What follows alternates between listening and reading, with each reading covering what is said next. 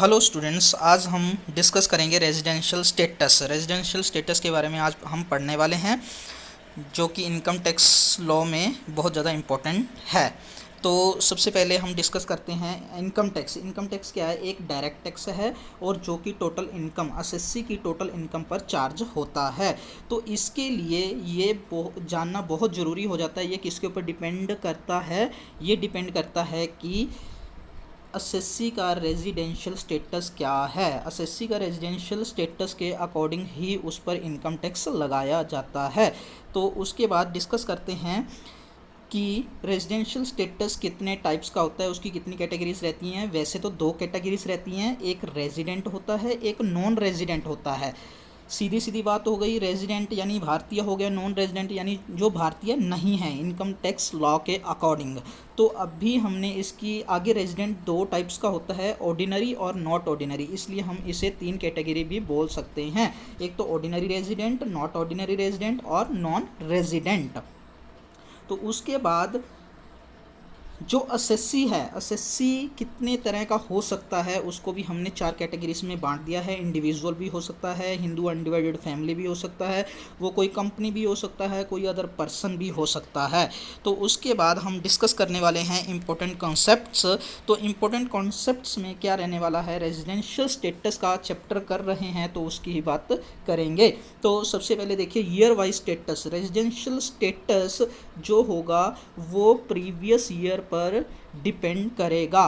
Previous year यानी जिस year में हमने इनकम की है उस ईयर का रेजिडेंशियल स्टेटस होना चाहिए। तो उसके बाद कंटिन्यूटी नॉट रिक्वायर्ड। इसके लिए ये ज़रूरी नहीं है कि वो कंटिन्यूस पीरियड यानी लगातार एक ही प्लेस में इंडिया में रहा है या नहीं रहा। कंटिन्यूटी नॉट रिक्वायर्ड, ये ज़रूरी नहीं है। और तीसरा पॉइंट ये है कि अगर कोई भी व्यक्ति इंडिया को डिपार्चर करता है या अराइवल करता है इंडिया में, तो दोनों दिन काउंट किए जाएंगे। अगर इंडिया को छोड़कर अगर कोई पर्सन जा रहा है तो वो दिन भी काउंट किया जाएगा, और जिस दिन इंडिया में वापस लौट रहा है उसको भी हम कंसीडर करेंगे। तो उसके बाद फोर्थ पॉइंट में डिस्कस करते हैं रेजिडेंट ऑफ मैनी कंट्रीज। हाँ, कोई भी व्यक्ति है, कोई भी एसएससी है, वो बहुत सारी कंट्रीज़ का रेजिडेंट भी हो सकता है। तो उसके बाद नेक्स्ट है सिटीजनशिप एंड और रेजिडेंशियल स्टेटस। अभी देखना ये दोनों चीज़ें अलग अलग हैं। सिटीजनशिप और रेजिडेंशियल स्टेटस, इनमें कभी भी कंफ्यूज मत होना, ये दोनों अलग चीज़ें हैं और सेपरेट कॉन्सेप्ट्स हैं। तो सबसे पहले बात कर लें सिटीजनशिप। सिटीजनशिप जिसको हम नागरिकता बोलते हैं, जो कि हमारे प्लेस ऑफ बर्थ और डोमिसाइल पे डिपेंड करता है, उसको हम सिटीजनशिप बोलते हैं। तो इसका सिटीजनशिप का इनकम टैक्स लॉ से कोई लेना देना नहीं है, इसलिए हमने यहाँ पे इसको डिफ्रेंशिएट किया है। तो रेजिडेंशियल स्टेटस, तो इनकम टैक्स लॉ क्या समझता है?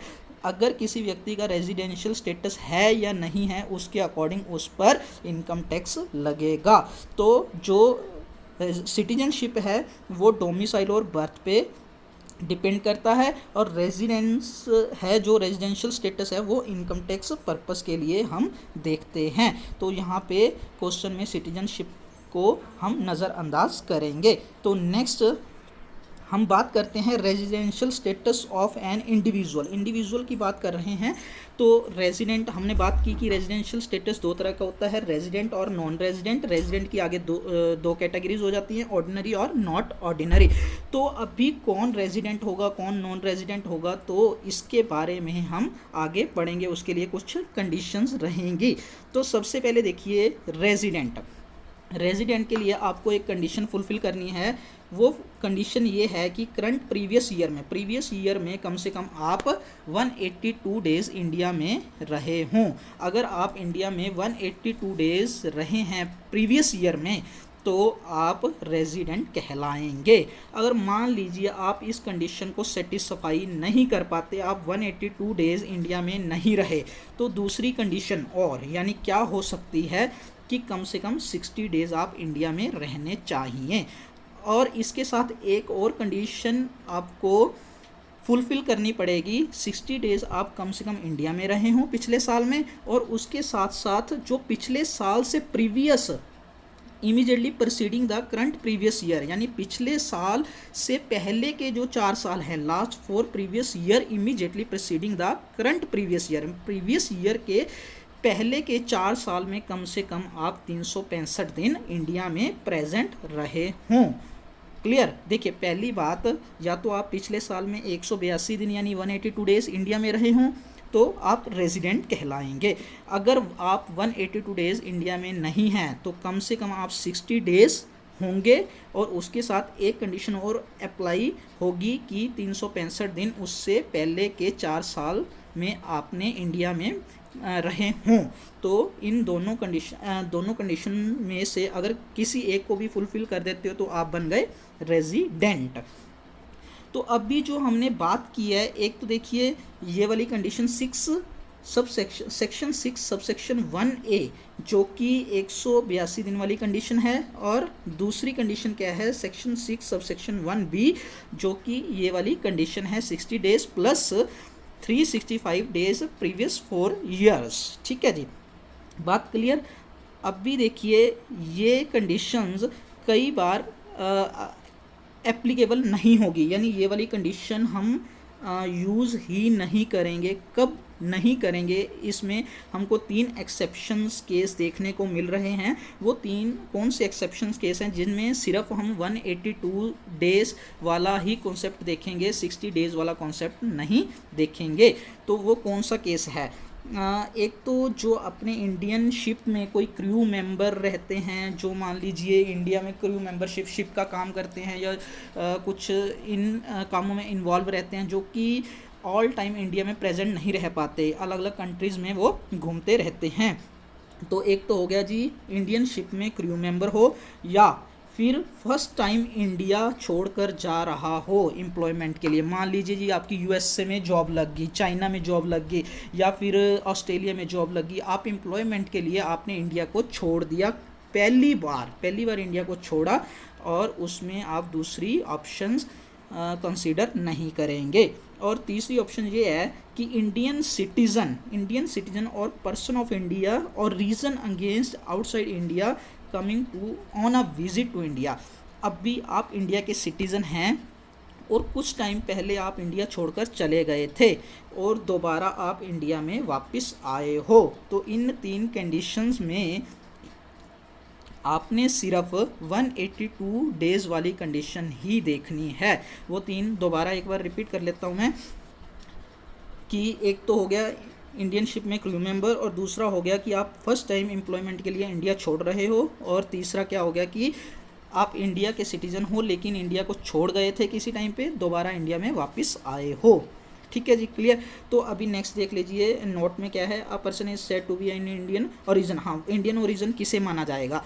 जिनके पेरेंट्स, ग्रैंड पेरेंट्स और अनडिवाइडेड इंडिया में बॉर्न हुए हैं, उनको हम क्या मानेंगे? इंडियन ओरिजिन मानेंगे। ठीक है जी। तो उसके बाद देखिए जी, हमने पहली कंडीशन में क्या किया था, सबसे पहले रेजिडेंट कौन होगा? अगर या तो इंडिया में 182 डेज़ रहा हो प्रीवियस ईयर में तो बन गया रेजिडेंट जी। अगर नहीं है तो 60 डेज़ और plus 365 days preceding previous year, उससे प्रीवियस ईयर के पहले वाले 4 साल में कम से कम 365 दिन लगाए हों। तो इन दोनों कंडीशन में से किसी एक कंडीशन को फुलफिल कर रहा है तो वो बनेगा रेजिडेंट। क्लियर जी। अभी मान लीजिए वो रेजिडेंट बन गया तो हमने चेक करना है वो ऑर्डिनरी है या नॉट ऑर्डिनरी है। तो उसके लिए क्या कंडीशन है? सबसे पहले ऑर्डिनरी रेजिडेंट, पहले 2 कंडीशंस के बारे में डिस्कस करते हैं।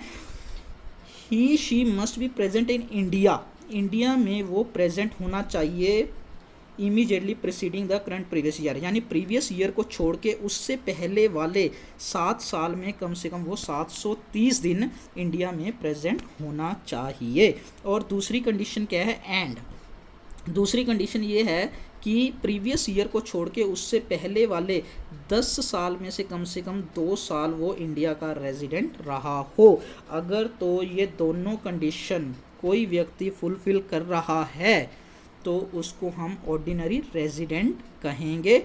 अदरवाइज अगर एक भी ऑप्शन फुलफिल नहीं कर रहा या दोनों ही फुलफिल नहीं कर रहा तो उसको हम बोलेंगे नॉट ऑर्डिनरी रेजिडेंट। ये तब चेक करेंगे अगर वो रेजिडेंट होगा तो ऑर्डिनरी और नॉट ऑर्डिनरी के लिए हम चेक करेंगे। अदरवाइज अगर रेजिडेंट नहीं होगा तो वो क्या हो जाएगा, नॉन रेजिडेंट हो जाएगा। क्लियर। तो अभी नेक्स्ट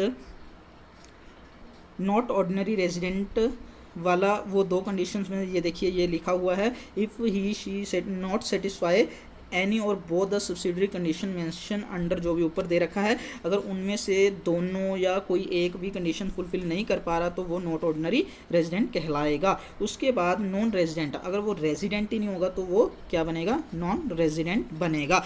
अभी मैं आपको एक चीज़ थोड़े से शॉर्टकट बताता हूँ, ट्रिक्स बताता हूँ, इसमें आपने याद रखना है, बहुत आपको मतलब ईजिली आप क्वेश्चन को सॉल्व कर पाएंगे। तो सबसे पहले देखिए इसमें जो शॉर्टकट है, सीधा सीधा ये याद रख सकते हो, क्योंकि हमने एक चीज़ पढ़ी थी, लिविंग इंडिया है, फर्स्ट टाइम इंडिया अगर लीव करता है वो, और अगर वो 29 सितंबर और उसके बाद करता है तो इट मीन्स उसके 182 डेज़ इजीली कंप्लीट हो जाएंगे, तो हम उसे रेजिडेंट बोल सकते हैं। अगर सीधा सीधा क्वेश्चन में कुछ भी दे रखा है कि इतने अक्टूबर को वो इंडिया लीव करके गया एम्प्लॉयमेंट के लिए, तो वो क्या माना जाएगा, रेजिडेंट। अगर 29 सितंबर और उसके बाद अगर वो इंडिया लीव करता है 29 सितंबर के बाद या 29 सितंबर को, तो वो क्या माना जाएगा, रेजिडेंट। अगर इससे पहले करता है तो सीधा सीधा आंसर क्या होगा, नॉन रेजिडेंट। और दूसरी कंडीशन में क्या है, ये भी हमने पढ़ा था कि कोई पर्सन जो कि इंडियन ओरिजिन है लेकिन इंडिया से चला गया था और वापस इंडिया में उसने विज़िट किया, अगर वो 1 अक्टूबर से पहले या 1 अक्टूबर को इंडिया में विज़िट कर लेता है तो उसके 182 डेज़ कंप्लीट हो जाएंगे। आप काउंट भी करके देख लेना, तो उसे हम रेजिडेंट बोलेंगे। अगर लीप ईयर है तो 2 अक्टूबर का दिमाग में फिक्स कर लो। अगर तो देखिए पहली सीधी बात, अगर पहली बार इंडिया छोड़ के जा रहा है एम्प्लॉयमेंट के लिए 29 सितंबर या उसके बाद, अगर कोई पर्सन जो इंडिया छोड़ के चला गया था दोबारा इंडिया में वापस आया, अगर 1 अक्टूबर और उससे पहले अराइव करता है तो उसे हम क्या बोलेंगे, रेजिडेंट बोलेंगे। और तीसरी कंडीशन में क्या है, नॉन रेजिडेंट के लिए है। नॉन रेजिडेंट अगर या तो वो 30 मई से पहले आ गया या 31 जनवरी के बाद आया तो उसे हम क्या बोलेंगे, नॉन रेजिडेंट। दोनों कंडीशन में अगर 30 मई से पहले भी आता है तो 182 दिन कंप्लीट नहीं कर पाता, 31 जनवरी के बाद आएगा तो भी उसके 182 डेज़ कंप्लीट नहीं होते। ये तीनों याद रख लेना, आपको क्वेश्चन में करवाऊंगा तो आपको इजीली क्वेश्चन अटेम्प्ट होंगे। तो हम इसके बाद क्वेश्चंस के ऊपर डिस्कस करते हैं। चलिए जी फर्स्ट क्वेश्चन डिस्कस करते हैं। तो सबसे पहले देखिए इसमें मिस्टर एक्स एक इंडियन सिटीज़न है। मिस्टर एक्स कौन है, एक Indian citizen, goes to Maldives for employment during the previous year 2018 and 19 में गया। कब गया, 1 सितंबर 2018 को वो मालदीव्स गया। He was in India from his birth during the year 1978। अभी देखिए जी, पहले वो कभी इंडिया से बाहर नहीं गया, पहली बार वो जा रहा है। कहाँ गया, मालदीव्स गया, एम्प्लॉयमेंट के लिए वो गया। और उसका रेजिडेंशियल स्टेटस हमने पता करना है 2018 और 19 का। तो चलिए जी, सबसे पहले वो मालदीव्स फर्स्ट टाइम गया एम्प्लॉयमेंट के लिए, तो 60 डेज़ वाली कंडीशन तो ख़त्म कर दो। जस्ट हमने चेक करना है 182 डेज़ 182 डेज़ वाली कंडीशन को हमने चेक करना है। अगर फुलफ़िल करेगा तो रेजिडेंट, नहीं फुलफ़िल करेगा तो नॉन रेजिडेंट। क्लियर। लेकिन हमने अभी एक शॉर्टकट किया था, इसकी ट्रिक की थी। अगर कोई पर्सन फर्स्ट टाइम एम्प्लॉयमेंट के लिए बाहर जा रहा है इंडिया से, तो अगर 29 सितंबर या उसके बाद जाता है तो रेजिडेंट कहलाएगा। लेकिन ये कब गया, ये तो 1 सितंबर को गया, तो सीधा सीधा क्या आएगा, नॉन रेजिडेंट। क्लियर बात। आप डेज़ भी काउंट कर सकते हैं, उससे भी देख सकते हैं कि 182 डेज़ इसके कंप्लीट नहीं होंगे। कब से कब तक, 1 अप्रैल से लेके 1 सितंबर तक आप देख लेना, इसके 182 डेज़ नहीं बनेंगे। तो नेक्स्ट क्वेश्चन पे डिस्कस करते हैं। नेक्स्ट क्वेश्चन क्या है, mister why was sponsored by his employer in India for training in USA. कोई मिस्टर वाई है जो कि उसके मालिक ने उसको स्पॉन्सर किया है, इंडिया में रहता है लेकिन ट्रेनिंग के लिए यूएसए में उसके मालिक ने उसको भेज दिया। ही लेफ्ट इंडिया, उसने इंडिया कब छोड़ा, 3 जून को छोड़ा, 3/6/2018 को उसने इंडिया छोड़ दिया। He came back to India on 5 April 2019 को वो इंडिया में वापस आया। उसका रेजिडेंशियल स्टेटस हमने बताना है 2018-19 का, जो कि इससे पहले assume that did not go out of India previously, इससे पहले वो इंडिया से कभी भी बाहर नहीं गया। देखिए जी, अब इसमें कंफ्यूज मत होइएगा, वो एम्प्लॉयमेंट के लिए नहीं गया, वो ट्रेनिंग करने के लिए गया है और वो वापस आ जाएगा, और उसने दे भी रखा है कि 5 अप्रैल 2019 को वो वापस आ गया है। तो चलिए जी, इसमें दोनों कंडीशंस हम एप्लीकेबल कर सकते हैं, 182 डेज़ वाली भी, 60 डेज़ प्लस 365 वाली भी। तो सबसे पहले देखिए वो उसने इंडिया कब छोड़ा, 3 जून 2018 को उसने इंडिया छोड़ दिया, लेकिन वापस कब आया, 5 अप्रैल 2019 को।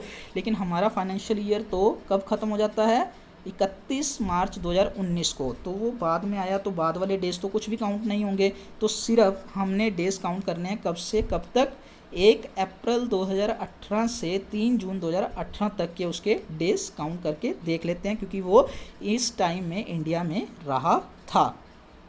तो देख लीजिए जी, सबसे पहले इसमें जून में कितने दिन बनेंगे उसके, जून में बनेंगे, सबसे पहले हम अप्रैल, 1 अप्रैल से 30 अप्रैल तक 30 दिन, फिर मई के 31 दिन और जून के 3 दिन इंडिया में रहा। तो टोटल कितने हो गए जी अपने, 64 डेज़। तो अभी ये देखिए, हमारी पहली कंडीशन क्या थी कि 182 डेज़ कम से कम इंडिया में रहना चाहिए, वो कंडीशन फुलफ़िल नहीं कर पा रहा।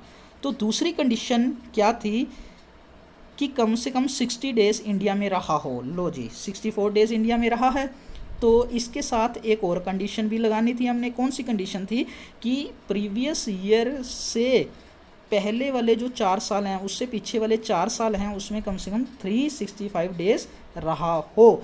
तो अभी देखिए, इसमें ये लाइन क्या बोली गई है, वो कभी इंडिया छोड़ के पहले कभी नहीं गया। इट मीन्स 2018 से पहले तो वो कहाँ होगा, इंडिया में ही रहा होगा ना। तो पिछले 4 साल में तो 365 दिन आराम से पूरे कर लेगा, तो वो क्या हो गया, रेजिडेंट। पहली बात क्लियर होगी।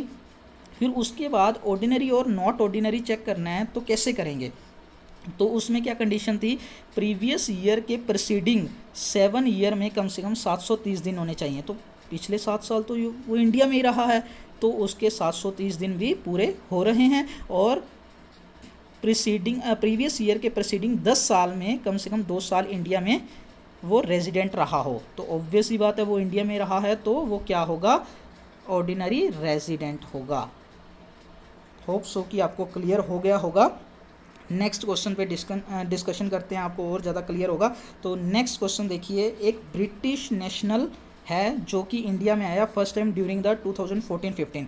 एक बाहर वाला बंदा है, कोई फॉरेनर है, वो 2014-15 में इंडिया में आया, और ड्यूरिंग फाइनेंशियल ईयर्स, अलग अलग ईयर्स में अलग अलग वो दिन वो रहा। 2014-15 में इतने दिन रहा, 15-16 में इतने रहा, 16 अलग अलग डेज इसमें रहा। हमने क्या चेक करना है, रेजिडेंशियल स्टेटस चेक करना है, किस ईयर का, असेसमेंट ईयर 2019-20 का हमने चेक करना है। अगर असेसमेंट ईयर 2019-20 है तो इसका प्रीवियस ईयर कौन सा होगा, 2018-19, 2018-19 प्रीवियस ईयर होगा।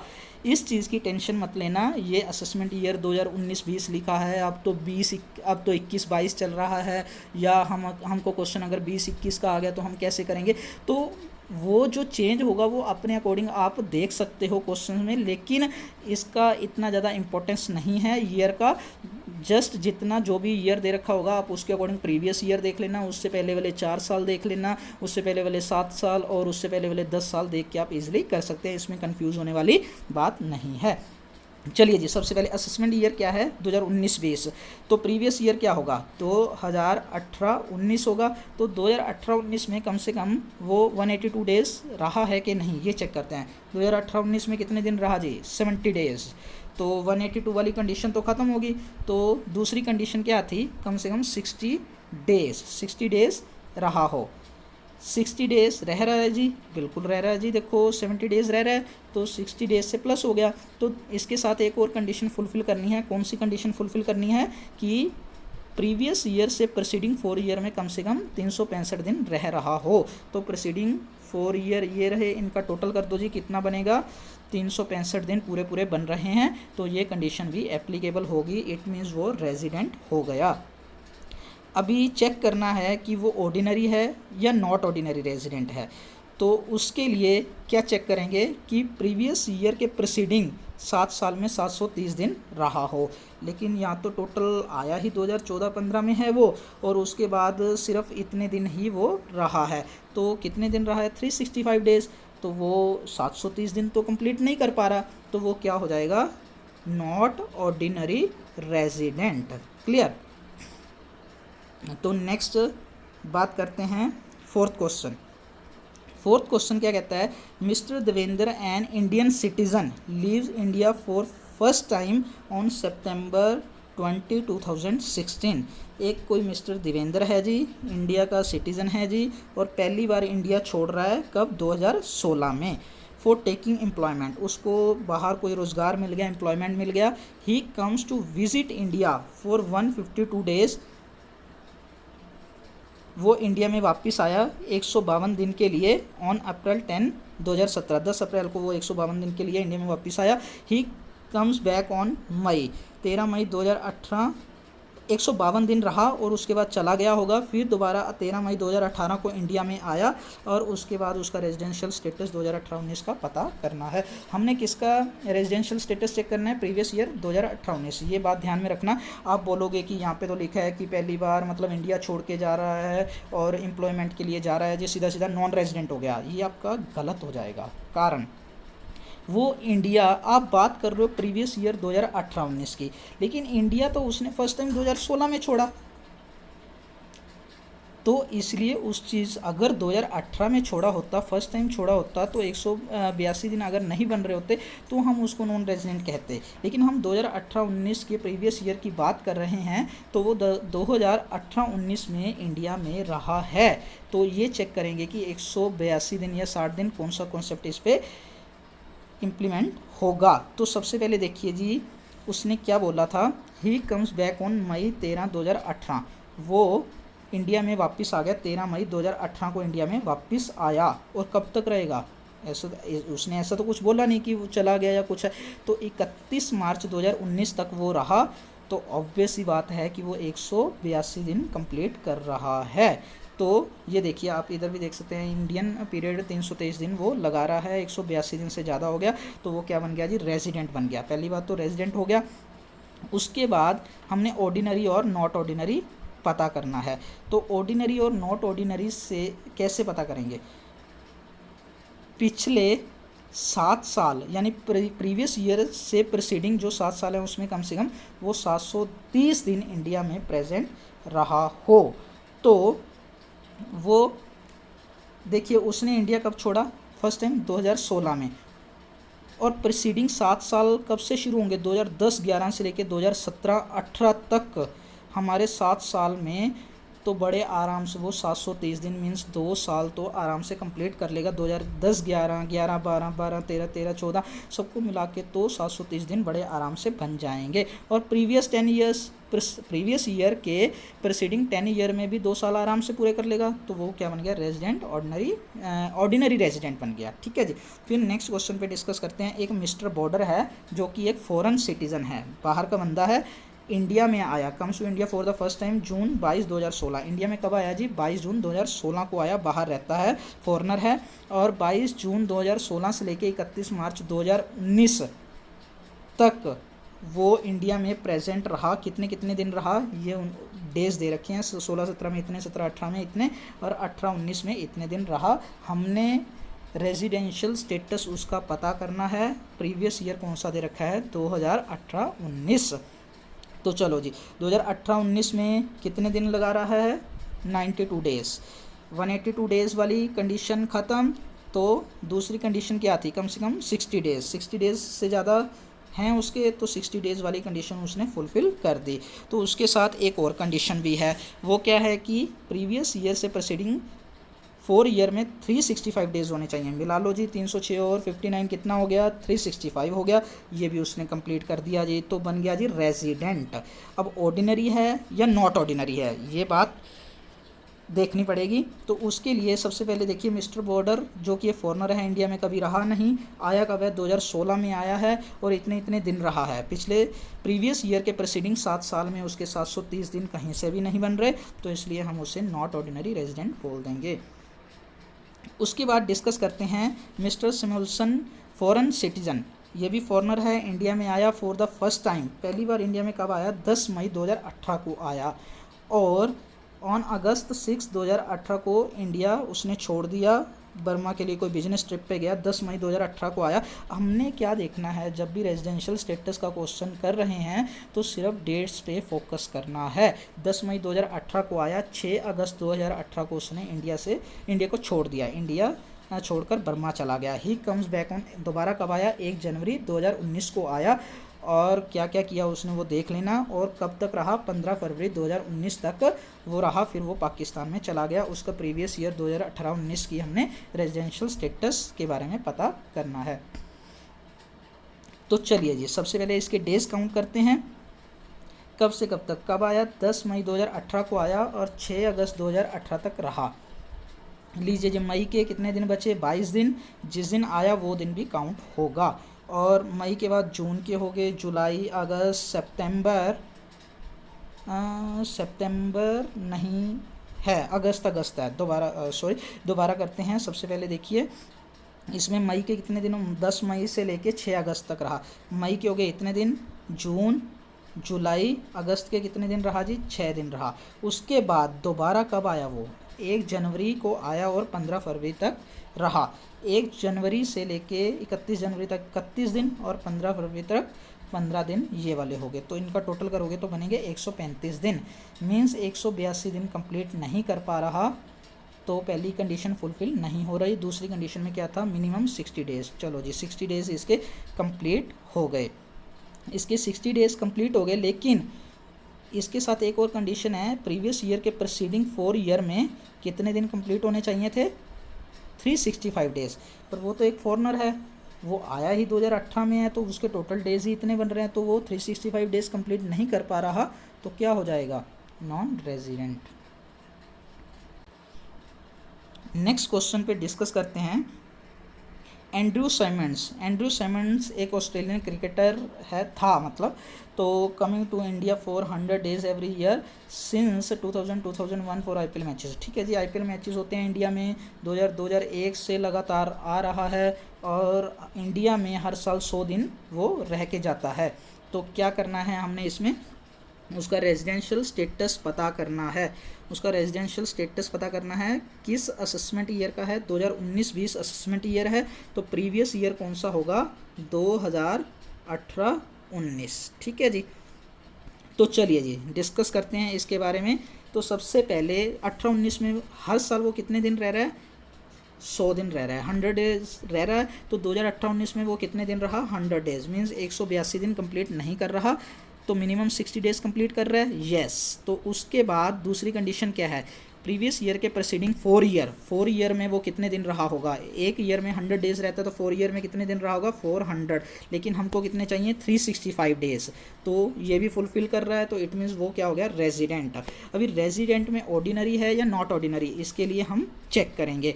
तो ऑर्डिनरी और दो कंडीशन अप्लाई करते हैं। पहले प्रीवियस ईयर से प्रीसीडिंग 7 साल में 730 दिन रहना चाहिए, लेकिन 7 साल में तो ये कितने दिन रहा, 700 दिन रहा, पहली कंडीशन ही फुलफिल नहीं कर पा रहा, तो क्या हो जाएगा, नॉट ऑर्डिनरी रेजिडेंट।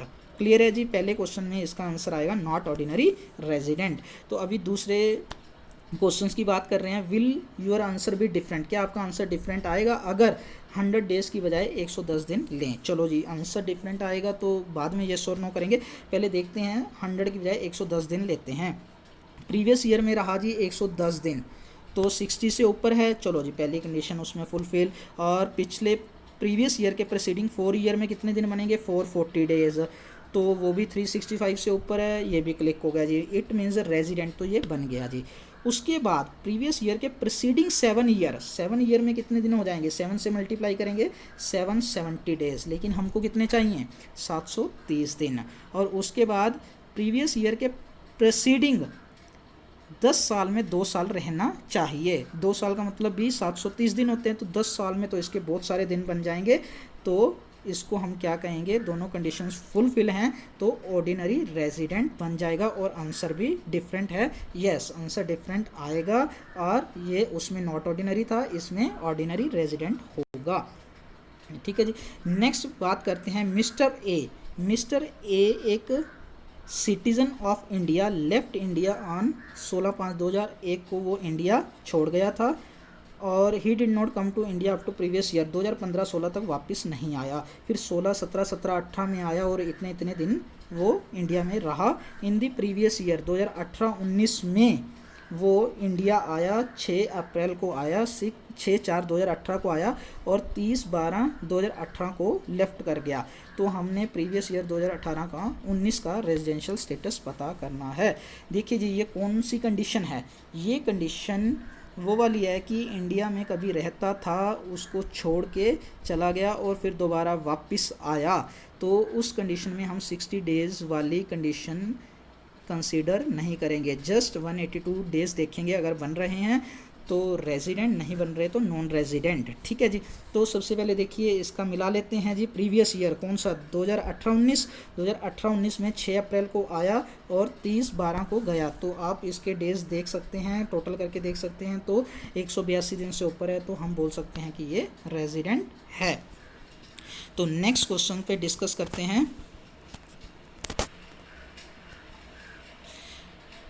अभी नेक्स्ट क्वेश्चन है, mister Paul an Indian citizen left India for first time on 1 अप्रैल 2018। 1 अप्रैल 2018 को मिस्टर पॉल, जो कि एक इंडियन सिटीज़न है, 1 अप्रैल को इंडिया को उसने छोड़ दिया, उसको जॉब मिल गई जी चाइना में। देखिए जी, पहली बात क्या बोल रहा है, फर्स्ट टाइम इंडिया को छोड़ा और किसके लिए जा रहा है, एम्प्लॉयमेंट के लिए जा रहा है, चाइना में उसको जॉब मिल गई। 60 डेज़ वाली जो हमने कंडीशन रखी थी वो एप्लीकेबल नहीं होगी इस पे। तो उसके बाद केम टू इंडिया ऑन 11 अक्टूबर 2018। 1 अप्रैल को गया और 11 अक्टूबर 2018 को वापस आया। कितने दिन के लिए आया, 190 डेज़ के लिए वापस आया। अभी देखिए, सीधा सीधा क्वेश्चन देख के बोल देंगे कि हाँ 190 डेज़ वो रहा, तो वो क्या हो गया जी, ये तो 182 डेज़ से ऊपर हो गया, तो हम इसको रेजिडेंट मान लेंगे क्या। तो अगर मैं कहूँ वो 30 मार्च 2019 को वो आया 190 दिन के लिए, तो क्या आप कहोगे कि उस प्रीवियस ईयर में, उस फाइनेंशियल ईयर में वो 190 दिन रहा, तो वो तो सिर्फ 1-2 दिन रहा ना। अगर 30 मार्च को आएगा तो 30 मार्च और 31 मार्च, तो सबसे पहले आपने ये काउंट करना है कि 11 अक्टूबर से लेकर 31 मार्च 2019 तक उसके कितने दिन बन रहे हैं, तो वो एक्चुअल डेज़ होंगे।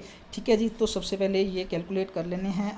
1 अप्रैल को छोड़ के गया, जिस दिन गया तो उसको भी काउंट करेंगे 1 अप्रैल, और उसके बाद अक्टूबर के उसके कितने बनेंगे, नवंबर, दिसंबर, जनवरी, फरवरी, सब आप कैलकुलेट कर लेना। तो देखिए जी, कितने दिन हो गए टोटल, 173 डेज़। इंडिया में कितने दिन रहा, 173 डेज़ रहा, तो उसने 182 डेज़ वाली कंडीशन अप्लाई नहीं की और 60 डेज़ वाली हम चेक करेंगे नहीं, क्योंकि वो फर्स्ट टाइम इंडिया छोड़ के जा रहा है एम्प्लॉयमेंट के लिए, तो इसको हम नॉन रेजिडेंट बोल देंगे। तो नेक्स्ट दोबारा ये हमारी एग्जांपल्स थी, बहुत अच्छे से आपको समझ आ गई होंगी। तो अभी नेक्स्ट जो थ्योरेटिकल पार्ट है उस पर वापस जाते हैं।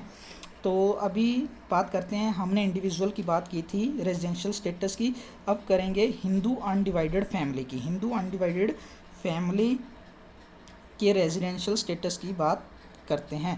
तो सबसे पहले देखिए कि Hindu HUF means Hindu undivided family, जो कि अंडर सेक्शन 6 सब सेक्शन 1 में आता है, और इसमें भी रेजिडेंट और नॉन रेजिडेंट दोनों होंगे। तो कैसे पता चलेगा, देख लेते हैं जी। रेजिडेंट, हिंदू अनडिवाइडेड फैमिली को रेजिडेंट तब माना जाएगा जब control and management Holi and partly in India, अगर हिंदू अनडिवाइडेड फैमिली का पूरा बिजनेस, कंट्रोल एंड मैनेजमेंट पूरा का पूरा इंडिया में चल रहा है या थोड़ा सा पार्ट भी इंडिया में चल रहा है, तो उसको हम क्या कहेंगे, रेजिडेंट। अगर होली आउटसाइड इंडिया, अगर पूरा का पूरा बाहर चल रहा है, तो उसको नॉन रेजिडेंट मान लेंगे। क्लियर। तो उसके बाद नेक्स्ट कंट्रोल एंड मैनेजमेंट। अभी देखिए यहाँ पे कंट्रोल एंड मैनेजमेंट हाईलाइट हो रखा है। अब कंट्रोल एंड मैनेजमेंट को क्या समझोगे कि डेली बेसिस पे जो वहाँ पे सर्वेंट, एम्प्लॉयज़, एजेंट्स काम कर रहे हैं, वो क्या एक छोटे से ऑफिस में जो भी मतलब काम चल रहा है उसको मानोगे कंट्रोल मैनेजमेंट, उसको कंट्रोल मैनेजमेंट नहीं मानना है। तो कंट्रोल मैनेजमेंट क्या होगा, तो कंट्रोल मैनेजमेंट क्या होगा, जहाँ पे उसका हेड और ब्रेन सिचुएटेड होगा, जहां उसका हेड ब्रेन होगा, उसको हम कंट्रोल एंड मैनेजमेंट बोलेंगे। तो आप इसको आराम से देख भी सकते हैं। बिजनेस में be done from outside India, शायद हो सकता है बिजनेस इंडिया के बाहर चल रहा हो, बट उसका कंट्रोल मैनेजमेंट पूरा का पूरा इंडिया से हो रहा हो, तो इसको तो हम क्या बोलेंगे, रेजिडेंट ही बोलेंगे ना। तो ये चीज़ ध्यान रखनी है। कंट्रोल मैनेजमेंट का मतलब ये नहीं है कि सर्वेंट एम्प्लॉयमेंट और एजेंट्स जो डेली बेसिस पे काम कर रहे हैं उसको हम कंट्रोल मैनेजमेंट नहीं बोलेंगे। जहाँ उसका हेड और ब्रेन है तो उसको हम क्या बोलेंगे, जो कंट्रोल मैनेजमेंट एक्चुअल जहाँ से है उसको हम उस प्लेस को के अकॉर्डिंग रेजिडेंट और नॉन रेजिडेंट डिसाइड करेंगे। तो चलिए जी, नेक्स्ट हम देखते हैं ऑर्डिनरी रेजिडेंट। फिर आता है, हमने रेजिडेंट और नॉन रेजिडेंट का क्लियर हो गया कि अगर पूरा या थोड़ा सा हिस्सा भी अगर इंडिया में कंट्रोल एंड मैनेजमेंट है तो रेजिडेंट है, अगर सारा का सारा बाहर है, फॉरेन में है, तो नॉन रेजिडेंट है। अब भी आगे चेक करना है, अगर मान लीजिए रेजिडेंट हो गया तो उसमें दो conditions, ordinary and not ordinary. Ordinary और नॉट ऑर्डिनरी के लिए सेम है जो इंडिविजुअल के लिए कंडीशंस थी कि एक तो प्रीवियस ईयर के प्रेसीडिंग 7 ईयर्स में 730 दिन वो इंडिया में प्रेजेंट होना चाहिए। कौन, जो हिंदू अनडिवाइडेड फैमिली का मुखिया कर्ता जिसको हम बोलते हैं, ठीक है जी, वो इंडिया में पिछले प्रीवियस ईयर के प्रेसीडिंग 7 साल में 730 दिन इंडिया में प्रेजेंट रहना चाहिए। और इसके साथ एक और कंडीशन प्लस होगी कि प्रीवियस ईयर के प्रेसीडिंग 10 ईयर्स में कम से कम 2 साल वो इंडिया का रेजिडेंट भी रहना चाहिए। अगर दोनों कंडीशन फुलफिल करेगा तो वो ऑर्डिनरी रेजिडेंट, अगर दोनों में से एक कर रहा है या कोई भी नहीं कर रहा तो नॉट ऑर्डिनरी रेजिडेंट कहलाएगा। तो उसके बाद कंपनी के ऊपर डिस्कस करते हैं। रेजिडेंशियल स्टेटस ऑफ कंपनी का रेजिडेंशियल स्टेटस जो सेक्शन है अंडर सेक्शन 6 सबसेक्शन 3 होगा। तो इसमें भी रेजिडेंट और नॉन रेजिडेंट हम कैसे चेक करेंगे ये देख लेते हैं। सबसे पहले, अगर कोई कंपनी रजिस्टर्ड हो रखी है कंपनी एक्ट 1956 और 2013 में, तो सीधा सीधा उसको हम क्या बोलेंगे, रेजिडेंट। जो इंडियन एक्ट कंपनी एक्ट 1956 और 2013 में अगर रजिस्टर्ड हो रखी है तो वो रेजिडेंट कहलाएगी। या फिर अगर ये कंडीशन मान लीजिए वो रजिस्टर्ड नहीं हो रखी, तो दूसरी कंडीशन कौन सी एप्लीकेबल होगी कि कंट्रोल मैनेजमेंट जो हमने हिंदू अनडिवाइडेड फैमिली में किया, कि अगर कंट्रोल मैनेजमेंट होली और पार्टली अगर इंडिया में है, थोड़ा सा या सारा हिस्सा, अगर कंट्रोल मैनेजमेंट पूरा या थोड़ा सा भी इंडिया से हो रहा है तो वो रेजिडेंट कहलाएगा। अगर पूरा का पूरा आउटसाइड से हो रहा है तो नॉन रेजिडेंट कहलाएगा। तो उसके बाद रेजिडेंशियल स्टेटस अदर पर्सन का रेजिडेंशियल स्टेटस जो किस में आएगा, अंडर सेक्शन 6 और सब सेक्शन 4 में आएगा। तो इसमें भी रेजिडेंट और नॉन रेजिडेंट का रहेगा। सेम चीज़ है अगर control and management situated whole in India, इसमें ये बात ध्यान में रखनी है, पार्टली वाला सिस्टम नहीं है, थोड़ा सा हिस्सा नहीं है, अगर पूरे का पूरा इंडिया, हाँ दोनों हैं, होल और पार्टली इन इंडिया दोनों, अगर थोड़ा सा हिस्सा या पूरा हिस्सा इंडिया में है तो रेजिडेंट, अगर पूरा का पूरा बाहर है तो नॉन रेजिडेंट। देखिए सबसे पहले मैं आपको क्लियर करवा देता हूँ, दोबारा से डिस्कस करते हैं। एक तो residential status Hindu undivided family की बात की, तो ये सेक्शन याद रख लेना। और हमने क्या किया था, रेजिडेंट और नॉन रेजिडेंट, अगर पूरा का पूरा या थोड़ा सा पार्ट भी इंडिया में कंट्रोल मैनेजमेंट है तो रेजिडेंट, अगर नहीं है तो नॉन रेजिडेंट। सेम कंपनी में भी होगा, सेम किस में जाएगा, कंपनी का देख लेना, एक बार सेक्शन देख लेना, कंपनी का सेक्शन ये रहेगा और इसमें भी सेम कंडीशन अप्लाई करेंगी। और उसके बाद अदर पर्सन का सेक्शन ये रहेगा और इसमें भी सेम कंडीशन अप्लाई करेंगी। तो उसके बाद नेक्स्ट कौन सी चीज़ पे टैक्स लगेगा, किस किस को टैक्स लगेगा, कौन से रेजिडेंशियल स्टेटस पे टैक्स लगना है, तो ये चीज़ हम इस टेबल के थ्रू क्लियर करेंगे। अभी देखिए इसमें आपको दे रखा है नेचर ऑफ इनकम और ordinary resident, not ordinary resident और नॉन रेजिडेंट एनआरआई, ठीक है जी। इसमें दो चीज़ें पहली मैं आपको इजीली याद करवा देता हूँ, एक होता है रिसीव्ड, एक होता है अराइज जहाँ से पैसा मैंने कमाया, एक होता है रिसीव जहाँ पे मैंने पैसा लिया, ठीक है जी। इसमें पहली कंडीशन में देखिए इनकम रिसीव और deem to be receive in India, कहीं पे भी रिसीव इन इंडिया लिखा आ गया कि आपने इंडिया में पैसा रिसीव किया, चाहे वो अराइज इंडिया में हुआ है चाहे नहीं हुआ, चाहे आपने इंडिया में पैसा कमाया चाहे बाहर कमाया, लेकिन अगर इंडिया में रिसीव किया है तो वो क्या काउंट होगी, इंडियन इनकम। क्लियर, पहली बात ये याद रखना। और उसके बाद अगर इंडिया में आपने एक्रू किया है, राइज किया है, इंडिया में आपने पैसा कमाया है, चाहे वो इंडिया में रिसीव किया है चाहे बाहर किया है, वो कोई मैटर नहीं करता, वो क्या मानी जाएगी, इंडियन इनकम मानी जाएगी। बस एक सीधा सीधा दिमाग में ये बिठा लो, रिसीव इन इंडिया और arise in India, receive in India और अराइज इन इंडिया। अगर रिसीव इंडिया में हो रहा है तब भी इंडियन इनकम मानी जाएगी, अराइज इंडिया में हो रहा है तभी भी इंडियन इनकम मानी जाएगी, और तीनों पर टैक्सेबल रहेगा। सीधा सीधा रिसीव और अराइज इंडिया में है तो तीनों टैक्सेबल रहेंगे, तीनों को टैक्स लगेगा, और दोनों केसेस में क्या होगा, इंडियन इनकम मानी जाएगी। अभी सी कंडीशन में देखते हैं, सी में दो पार्ट्स बनेंगे। पहली बात, income arise and receive outside India. अभी देखिए दोनों चीज़ें बाहर हो रही हैं, कमाया भी बाहर और मिला भी बाहर, अराइज भी बाहर हुआ, रिसीव्ड भी बाहर हुआ, आउटसाइड इंडिया, तो उसको हम कौन सी इनकम मानेंगे, फॉरेन इनकम मानेंगे। पहली बात तो ये क्लियर होगी, अराइज भी बाहर और रिसीव भी बाहर हुआ तो वो क्या होगा, फॉरेन इनकम। अभी इसमें दो कंडीशंस निकल के आती हैं। अगर कोई बिजनेस या प्रोफेशन कंट्रोल इंडिया में सेटअप है तो ऑर्डिनरी को टैक्स देना पड़ेगा, नॉट ऑर्डिनरी को टैक्स देना पड़ेगा, एनआरआई को नहीं देना पड़ेगा। क्लियर। तो अगर दूसरा केस क्या कहता है, अगर पूरा का पूरा बिजनेस इंडिया के बाहर ही सेटअप है और वहीं पे ही इनकम हो रही है, वहीं पे ही इनकम रिसीव हो रही है, तो सिर्फ किसको देना पड़ेगा, रेजिडेंट को, ऑर्डिनरी रेजिडेंट को टैक्स पे करना पड़ेगा, नॉट ऑर्डिनरी को नहीं करना पड़ेगा और नॉन रेजिडेंट को भी नहीं करना पड़ेगा। क्लियर। उसके बाद पास्ट इनकम मान लीजिए आपकी कोई भी है, आपने अर्न की थी, रिसीव की है बाहर और आपको इंडिया में प्रीवियस ईयर में मिल गई, पास्ट इनकम है, तो तीनों पे ही टैक्सेबल नहीं रहेगा। पास्ट इनकम को दिमाग में बिठा लेना, वो टैक्सेबल नहीं रहेगी अगर आपको प्रीवियस ईयर में मिली है।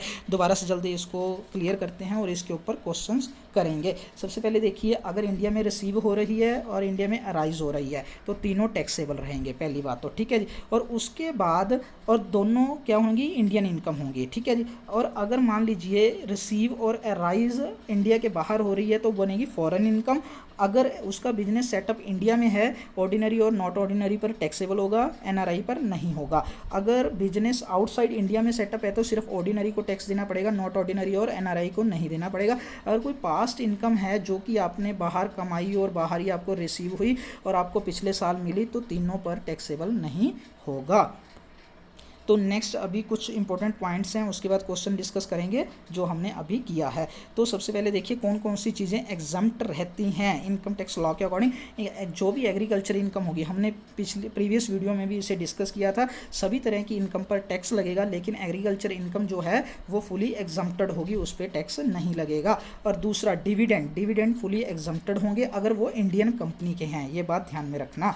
और उसके बाद गिफ्ट रिसीव, आपने अगर गिफ्ट लिया, इंडिया में आपको गिफ्ट मिला या इंडिया के बाहर कहीं से भी गिफ्ट मिला तो वो भी फुली एग्जम्प्टेड होंगे। उसके बाद नेक्स्ट है, अगर आपने कोई भी पार्टनरशिप फर्म, आप कोई पार्टनरशिप में हो या फर्म में हो तो उससे आपको कोई प्रॉफिट हुआ या कोई इनकम का शेयर मिला तो वो भी क्या होगा, फुली एग्जम्प्टेड होगा। उसके बाद फैमिली पेंशन आपकी 1/3 जो भी होगा आपकी फैमिली पेंशन होगी, या तो 15,000 रुपये तक आपकी एग्जम्प्ट रहेगी, या जो भी मतलब आपको रिसीव होगा, उस जितनी पेंशन रिसीव हो रही है उसका 1/3 कर लेना, जो भी उसमें से लेस होगा वो आपका क्या होगा, एग्जम्प्ट होगा। फॉर एग्जांपल मैं आपको ये बात क्लियर करवा देता हूँ। मान लीजिए आपकी पेंशन है 30,000 का आप 1/3 करोगे तो कितना बन गया, 10,000, ठीक है जी।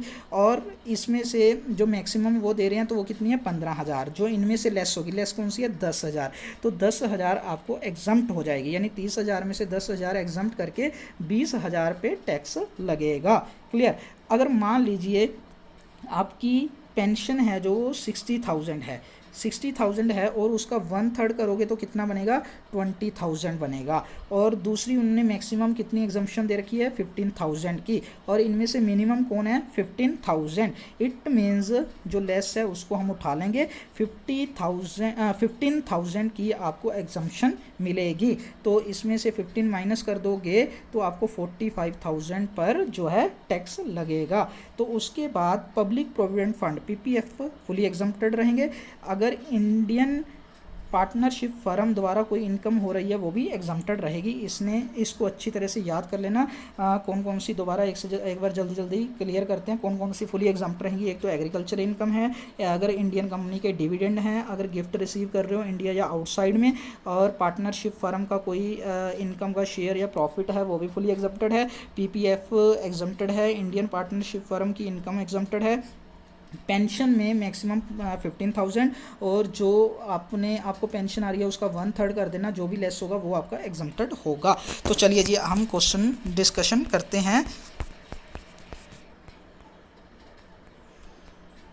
तो सबसे पहले देखिए हमारे पास क्वेश्चन दे रखा है, x on the following income during the year, financial year 2018-19 में उसने कोई इनकम की, तो कौन कौन सी उस पर लगेगी। मतलब ये देखिए आपको टेबल दे रखा है, इसमें मतलब अलग अलग चीज़ों से उसने इनकम की। अभी नेक्स्ट हमने क्या निकालना है, compute his income if he is resident ordinary resident होगा या नॉट ऑर्डिनरी होगा या नॉन रेजिडेंट होगा। अभी तीनों कंडीशंस बना के चलनी है। हमें एग्जाम में किसी एक का पूछ सकते हैं कि नॉट ऑर्डिनरी की मतलब निकाल लो, या ऑर्डिनरी की निकालो, या नॉन रेजिडेंट की निकालो। एक क्वेश्चन में हम तीनों की निकालेंगे।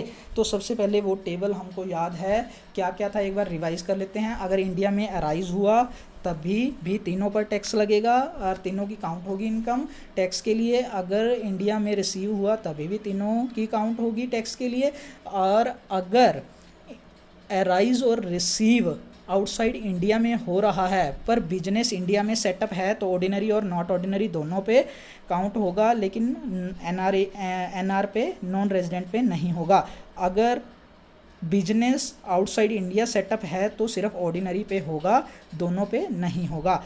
और उसके बाद अगर कोई पास्ट इनकम है जो कि आपको प्रीवियस ईयर में मिली है वो तीनों पे टैक्सेबल नहीं रहेगा। तो चलिए जी डिस्कशन करते हैं। पहला क्वेश्चन क्या है, पहला इसका पॉइंट क्या है, interest from an Indian company receive in UK.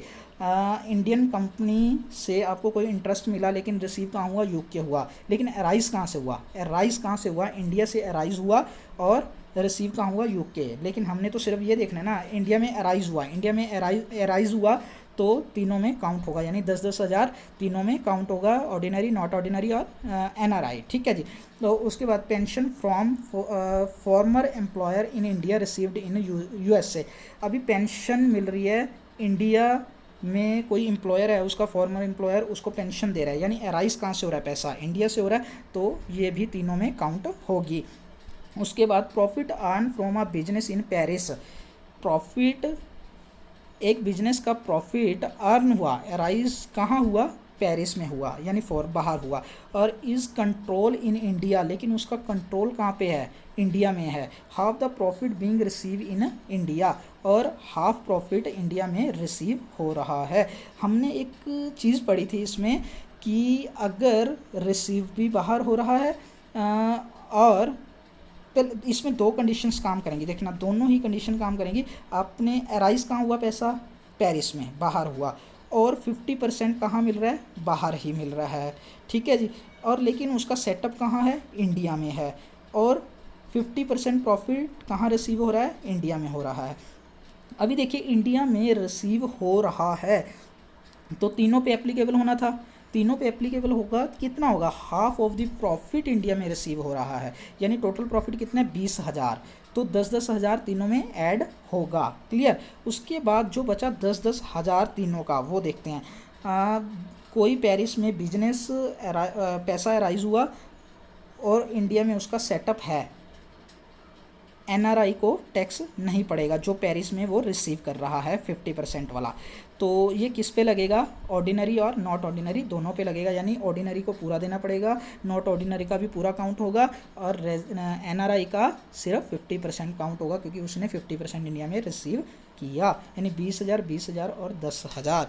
तो उसके बाद नेक्स्ट बात करते हैं India income from agriculture in Bhutan. Bhutan में एग्रीकल्चर से कोई इनकम हुई, यानी अराइज कहाँ पे हुआ, भूटान में। रेमिट टू इंडिया और receive remit to India, India में भेजा गया, ठीक है जी। तो ये किस किस में काउंट होगा, इनकम रिसीव कहाँ हुई, अराइज कहाँ हुई, भूटान में, रिसीव कहाँ हुई, इंडिया में, तो तीनों में काउंट होगा। तो उसके बाद income from property in England receive there, England में कोई इनकम अराइज हुई और वहीं पे रिसीव हुई, तो इसको क्या बोलेंगे, सिर्फ ऑर्डिनरी रेजिडेंट को ही देना पड़ेगा।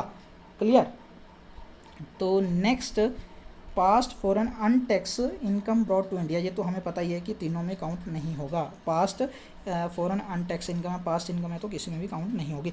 तो जल्दी से इसको देख लेते हैं। देखिए वही चीज़ है कि एक तो इंटरेस्ट अराइज इंडिया में हुआ तो तीनों में काउंट होगा। उसके बाद पेंशन, अभी हाँ ये देख लीजिए 44,000 की पेंशन मिली थी, इंडिया में अराइज हुई थी, इसलिए 44,000 सब में आना था, लेकिन एक स्टैंडर्ड डिडक्शन मिलती है पेंशन में जो कि 40,000 की रहती है।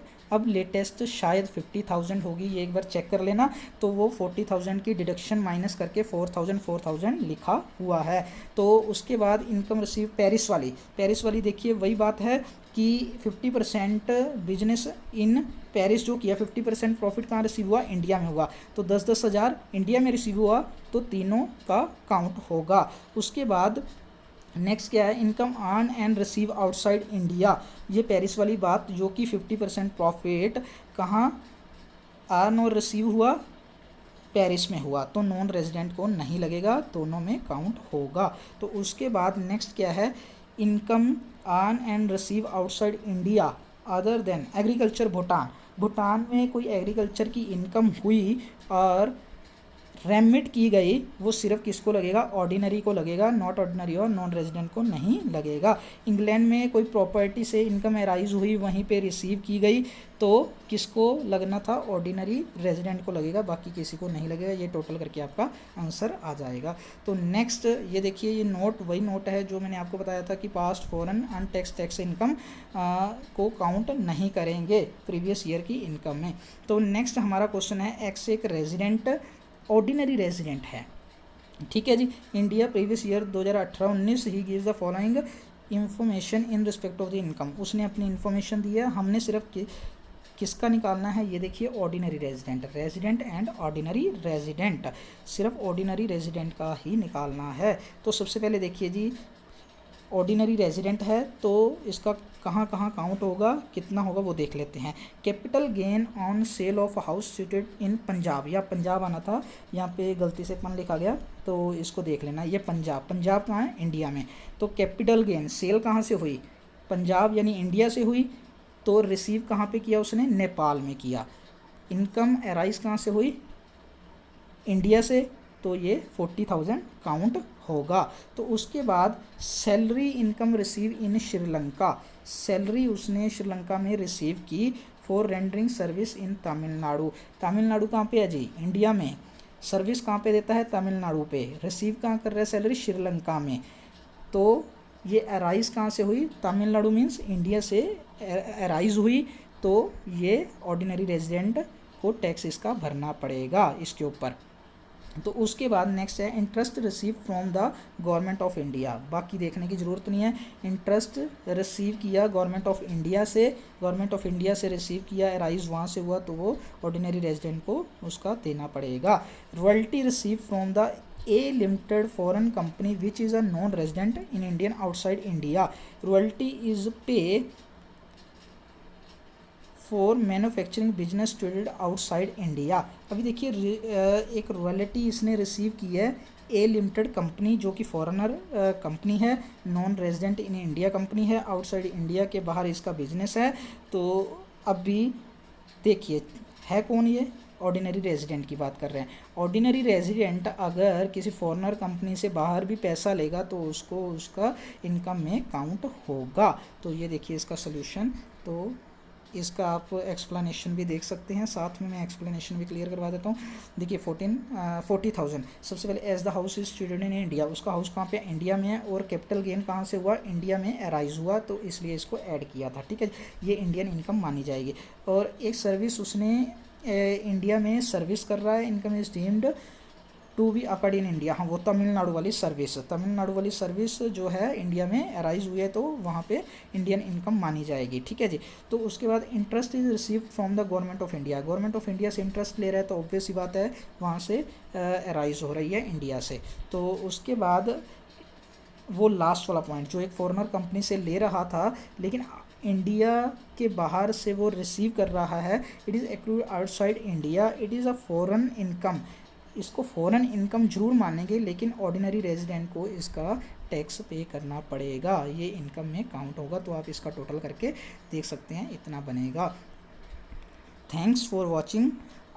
ज़्यादा से ज़्यादा शेयर करें, सब्सक्राइब करें और लाइक करें ताकि दूसरों का भी भला हो सके, और ऐसे ही मैं अच्छी अच्छी वीडियो आपके लिए लाता रहूँगा।